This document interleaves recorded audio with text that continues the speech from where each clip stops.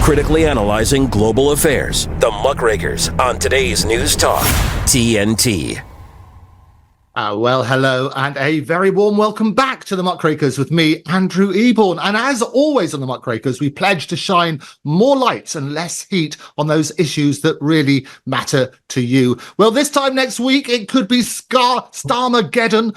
What can we do to avoid that? I have two brilliant people to help me discuss that. We have all the way from David Bull, as you probably know. He is a deputy leader of Reform, which is glorious, and also joined by Nick Buckley MBE. A very warm welcome to both of you.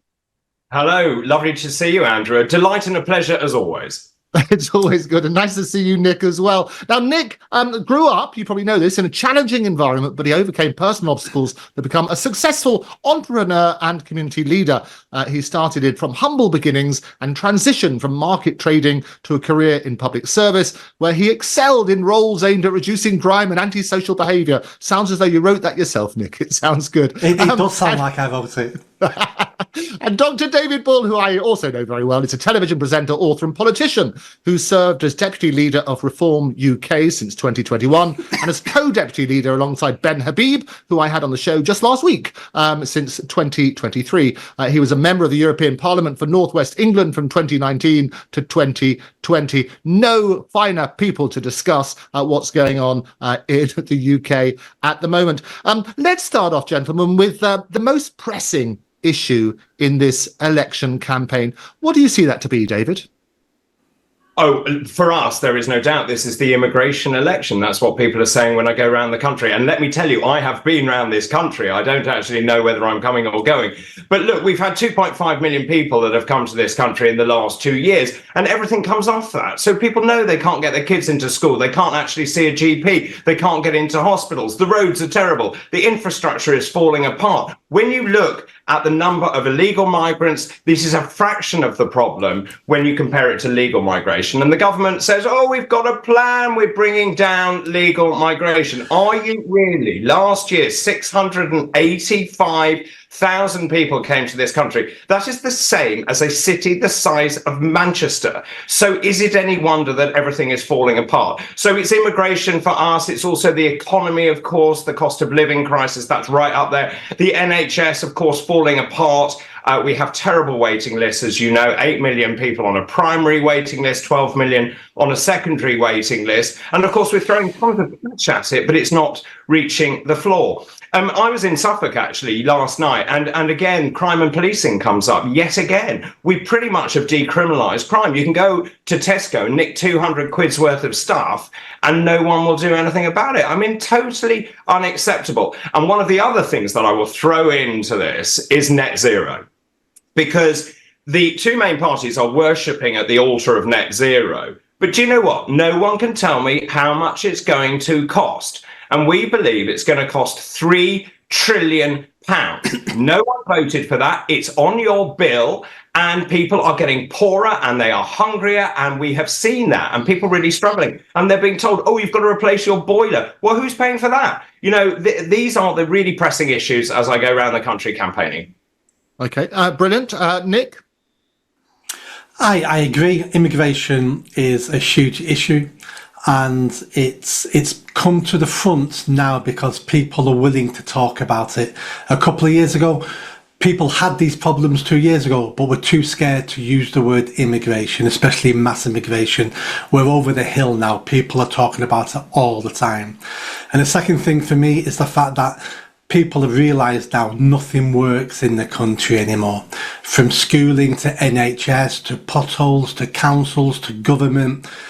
We've been in managed decline for decades, but the average person on the street now can see it, that nothing works. Nothing works the way it's supposed to do. They can't get appointments. Half of our council staff are still working from home.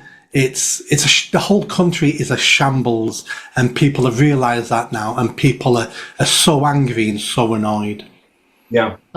So let's drill down into some of those. I mean, as David says, and as you sort of acknowledge as well, Nick, is that immigration is front and centre of this particular election. How do you think the other political parties are dealing with immigration, and what's your solution instead, David? I mean, poorly, 0 out of 10, I would give Rishi Sunak at the moment. Look, since he came to power, and remember, Andrew, he says he's got a plan. Since he came to power, we've had 50,000 illegal migrants coming into this country. The cost to this country is £8 million every single day. You do the maths. That is huge amounts of money that we are putting in. Now, obviously, since they brought in the illegal migration bill, now we've got to the stage where people are stuck in this country. They're not being processed. And obviously, there is a cost to the taxpayer. And people around the country are saying, hang on a minute, I'm working really hard. I can't actually afford to pay my mortgage or my rent or whatever. If you come here illegally, you're stuck in a hotel, given 3 hot meals a day, and it feels fundamentally unfair. Look, we believe that we need to declare a national emergency. We turn the boats back. We have given France lots of money, 500 million quid we've given France, and they've done diddly squat with it. So we need to turn the boats back, and we can do that under the UN Convention on the Seas, 1951 and 1982, and I'm sure you know that with your barrister's head on. We can do that. We need offshore processing of people who are true asylum seekers, and we can do that in British overseas territories. And fundamentally, I want to leave the European Court of Human Rights. If we don't believe that we, as a developed nation, cannot actually control our borders or indeed trust our judiciary, then something is deeply wrong. We do not need Europe. We voted to leave the European Union, and we are still hanging on, and the ECHR is one of those remnants, and it needs to go. Nick? Yes, I think the core issue here is we don't have any politicians anymore with a backbone. What we have now is we have career politicians who are basically middle managers, and middle managers like to be told what to do.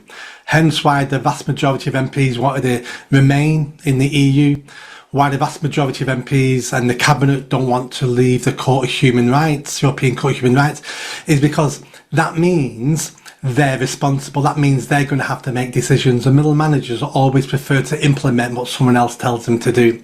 You could stop the boats in a fortnight crossing the channel. In 2 weeks, you could stop that.